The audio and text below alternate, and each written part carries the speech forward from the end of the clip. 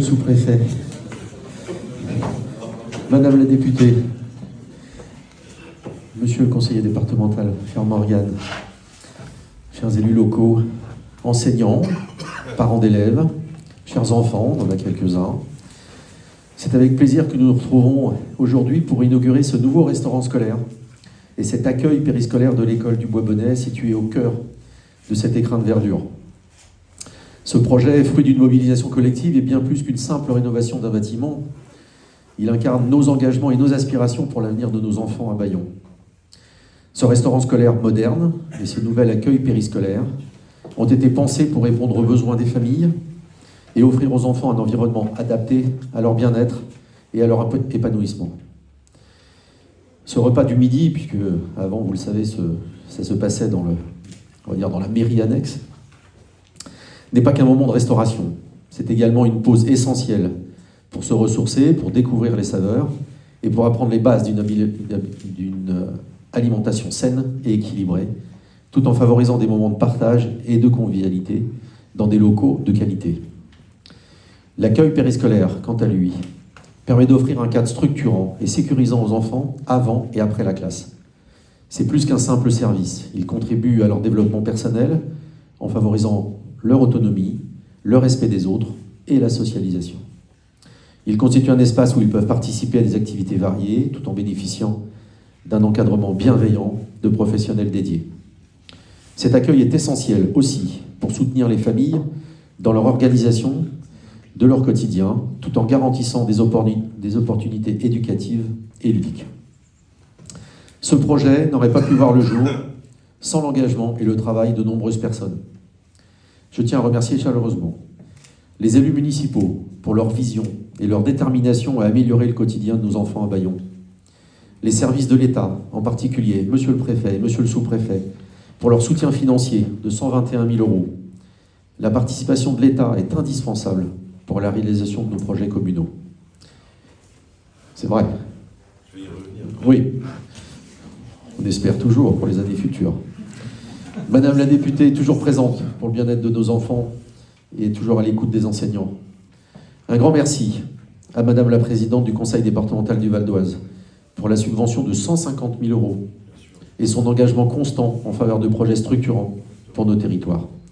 Les agents municipaux, dans leur travail quotidien, souvent dans l'ombre, a été crucial pour mener à bien ce projet et garantir son succès.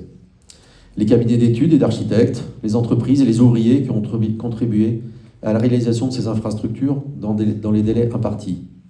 Bon, avec quelques petits dérapages, mais au moins on y est à la rentrée du mois de janvier.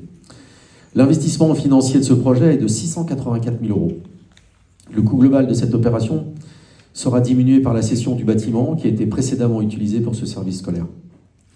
Ce restaurant et cet accueil périscolaire ne sont pas qu'une réponse immédiate à des besoins pratiques. Ils représentent également une vision à long terme pour Asnières-sur-Oise, celle d'un village qui investit dans l'avenir de ses enfants, qui se soucie de l'éducation, de la santé et du bien-être de ses habitants. Ces lieux témoignent de notre volonté de créer un environnement où les valeurs de solidarité et de respect sont mises en avant, tout en offrant aux générations futures des infrastructures à la hauteur de leurs aspirations. Je ne doute pas que ces espaces de convivialité, partage et d'apprentissage mutuel permettront à chaque enfant de trouver sa place et de grandir en toute sérénité. Encore une fois, je vous remercie toutes et tous pour votre présence aujourd'hui et pour votre implication dans la réalisation de ce beau projet qui valorise en plus le patrimoine de notre commune. Ce bâtiment, par sa mise en valeur, surtout la façade avant, qui était, pour certains, s'ils se souviennent, entourée d'un grillage, d'un mur et complètement masqué. Aujourd'hui, sa mise en valeur embellit aussi le centre de ce superbe hameau. Ensemble, continuons à bâtir un avenir où nos enfants pourront se réaliser et s'accomplir. Donc je vais déclarer officiellement inaugurer le restaurant scolaire et l'accueil périscolaire, et je vais te demander, en tant que membre du conseil municipal jeune, de bien vouloir tirer le petit drapeau. On te laisse faire. Tu tires doucement parce qu'on ne sait jamais. Hein. Non, je plaisante. Vas-y, vas-y. Vers le bas, normalement ça marche, on m'a dit. Ils ont testé. Très bien, voilà, c'est fait. C'est fait. Bravo. Je vais laisser la parole à monsieur le sous-préfet. avant de couper le ruban avec les enfants, les enseignants, la directrice de l'école et les représentants.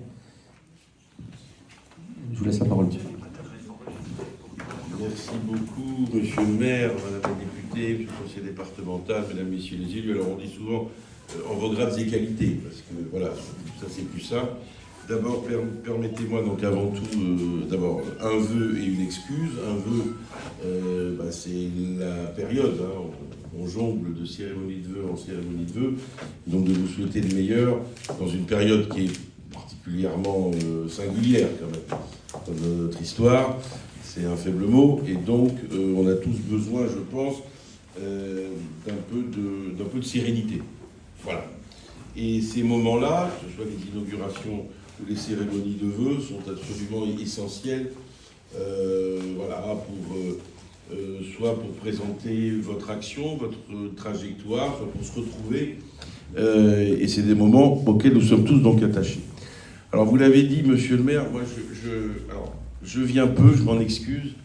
J'ai un arrondissement qui fait 62 communes, donc c'est pas simple, avec des communes qui sont difficiles, je ne vais pas les citer ici, mais et qui m'occupent beaucoup. En tout état de cause, moi je tenais, au-delà de l'aspect financier, j'y reviendrai, je tenais à être à vos côtés. Parce que ce sont des réalisations donc emblématiques. Je n'aime pas l'expression de petite commune. Il n'y a pas de petites communes, il y a des communes. Voilà. Qui font le maillage de notre territoire. Donc je suis fier d'être là, fier de cette réalisation. Vous avez dit l'essentiel, donc je n'aurai pas l'indélicatesse de rappeler ce que vous avez dit. En revanche, c'est vrai qu'aux côtés de la région, du département, évidemment, je salue vos propos pour l'action et le partenariat qu'on a noué, que le préfet a noué avec la présidente du conseil départemental, qui est toujours au rendez-vous, je le dis, parce que c'est vrai, et dans les tours de table, et dans les moments où les maires que vous êtes ont besoin, parce que c'est comme ça, la capacité financière d'une commune n'autorise pas toujours d'être en autofinancement, loin de là. Et vous avez besoin de partenaires. Dans les partenaires, il y a les collectivités territoriales, il y a le département, il y a la région, et puis il y a l'État.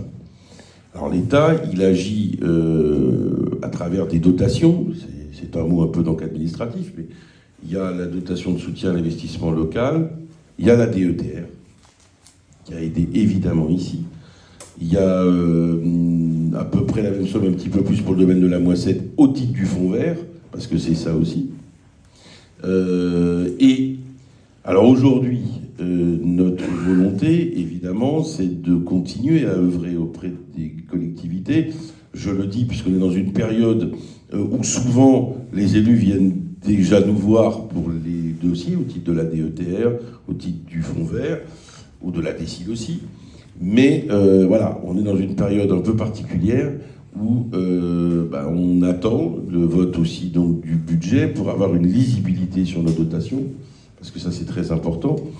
Je dis, alors il y a un principe qui est très clair, c'est que tout ce qui a été engagé, c'est-à-dire tout ce qui est engagé par les collectivités sera donc honoré. En tout cas, c'est ce que je rappelle, c'est ce que le préfet a rappelé. C'est très important aussi, parce que c'est pas parce que...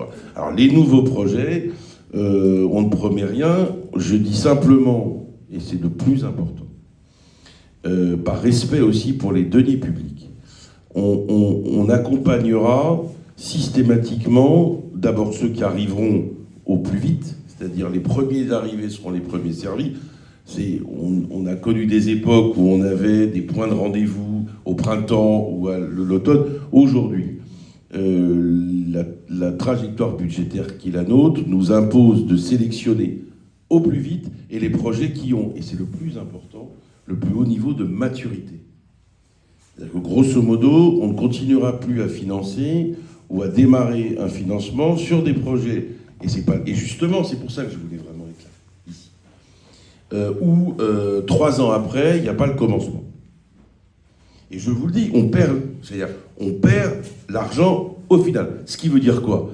C'est-à-dire qu'on obère la capacité d'autres collectivités qui auraient eu besoin, mais bon, voilà. Donc c'est très important qu'on puisse financer ce qui va être engagé, ce qui est mature et ce qui est le plus concret pour nos habitants. Voilà. Je rappelle aussi que, et c'est tout l'objet de ce qu'on inaugure aujourd'hui. On commence à le savoir, parce qu'on le dit nous souvent, mais on est le département, le Val-d'Oise, le plus jeune de France métropolitaine. Il faut le savoir, 850 écoles. Et je sais le volontarisme et de la région et du département, puisque je n'ose même pas citer la fréquence de construction de collèges et de lycées. Je sais, monsieur le conseiller départemental, et vous avez raison. Voilà. Non mais, je ne parle jamais à la place des élus, mais voilà. Mais je sais ce qu'ils font. Voilà. Et c'est le plus important, et je pense que dans un département, on a souvent dit, la France vieillit, voilà. Oui, mais on a un département qui, par sa jeunesse et sa vitalité, sa croissance démographique, est aussi donc une promesse pour l'avenir et pour les sanctuaires, j'insiste là-dessus, de nos écoles. Un mot, et je termine, je le fais systématiquement quand je viens et participer à vos côtés, aux côtés des élus, à l'inauguration d'espaces scolaires ou périscolaires, c'est un message pour la communauté donc éducative, aux enseignants. On a commémoré il y a quelques jours les événements dramatiques de 2015. Je voudrais avoir une pensée pour Dominique Bernard, Samuel Paty aujourd'hui, parce que je le fais systématiquement. Le principal risque dans ces choses-là, dans ces événements graves, c'est à la fois la banalisation et l'oubli. Il n'y a pas d'oubli. Il ne peut pas y en avoir. Donc quand on accueille ce qui a la vocation d'être pour le bien-être de nos enfants, c'est une pensée pour la communauté donc éducative évidemment, qui est essentielle, et surtout de rappeler ceux qui aussi, parce qu'ils voulaient enseigner ce qui est aussi consubstantiel à notre liberté, sont tombés. Voilà. C'est tout, c'est pas une touche très très gaie, mais c'est très important, dans le contexte actuel aussi de commémoration des attentats de 2015, de rappeler que la communauté enseignante a été aussi touchée. Voilà, monsieur le maire, félicitations encore, et à vos côtés, vous le savez. Merci beaucoup, monsieur le président. Merci pour ce mot. Je vais laisser la parole à Morgane, qui veut dire quelques mots pour le conseil départemental, ce serait bien. Super. Rapidement, les programmes sont chargés. En plus des élus qu'on a pu saluer, je tiens évidemment à saluer le sous-préfet, M. Lépidi. Merci de votre présence et du soutien que vous avez apporté à la collectivité sur ce projet. Alors, dans la continuité de ce matin, on se rend compte qu'Asnières-sur-Oise est une ville qui sait s'adapter, qui sait évoluer et qui se place en constante amélioration au service de ses habitants. Donc, puisqu'après le domaine de la Moissette, on inaugure ce matin l'aménagement de ces locaux à vocation scolaire qui ont bénéficié d'une subvention du département de 150 000 €, comme ça a été rappelé. C'est une fierté que de pouvoir contribuer au projet d'investissement des communes.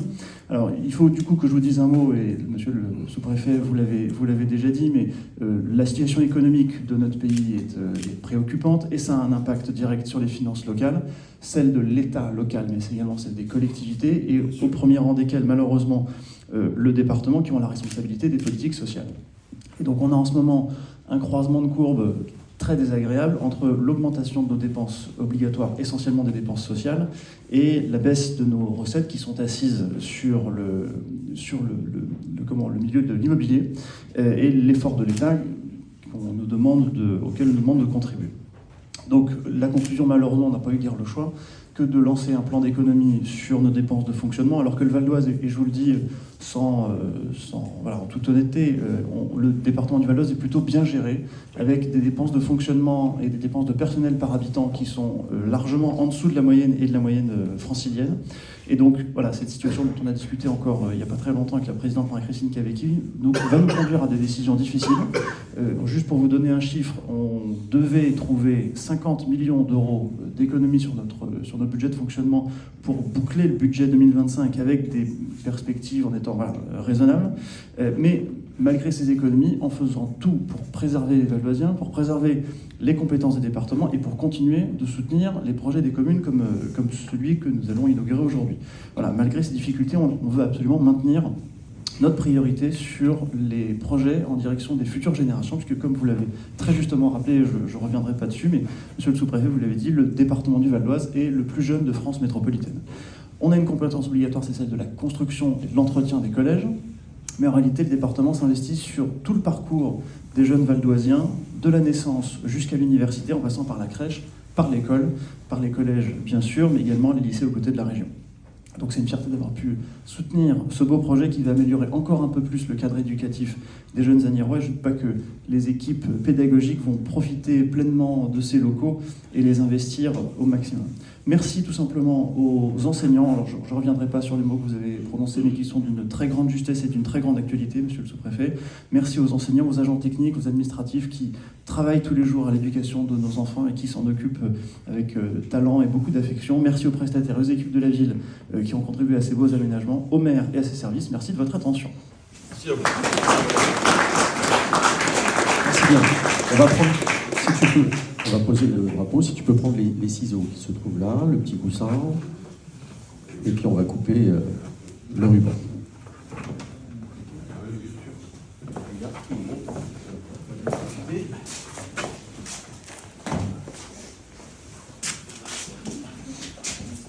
On rentre directement. Oui, On passe derrière. oui, oui. Ça se fait comme ça. Je vous en prie, bien sûr. Voilà.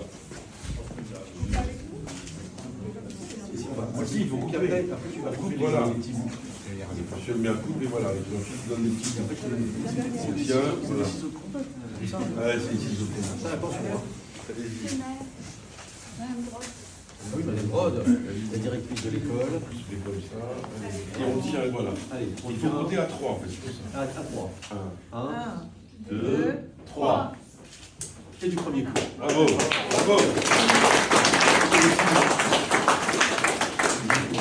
La technique. Voilà, et on le dit. Comme ça, tu vis en. C'est ça, c'est bien, c'était parti. Ça, c'est distribuer les drapeaux. Et...